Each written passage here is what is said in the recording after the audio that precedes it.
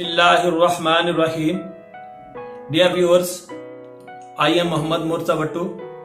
Today I am going to tell you about active voice and passive voice.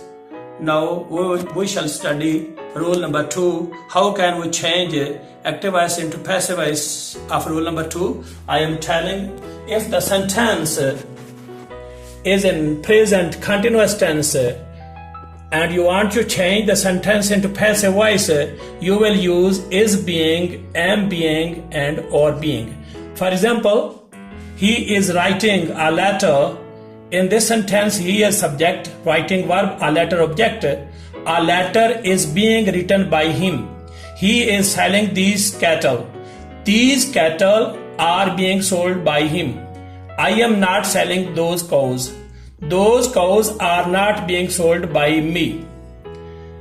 If you want to change the sentence into negative, and the sentence of negative can be changed into passive voice. For example, he is not selling this car.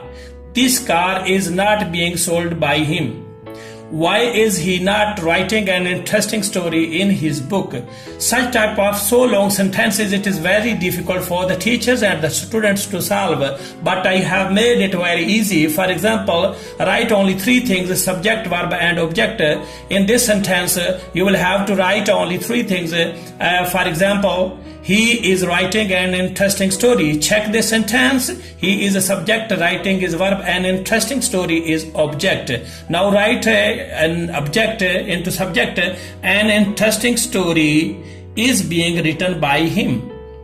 An interesting story is not being written in his book by him. Now make the sentence into interrogative, and is can be written at the beginning of the sentence.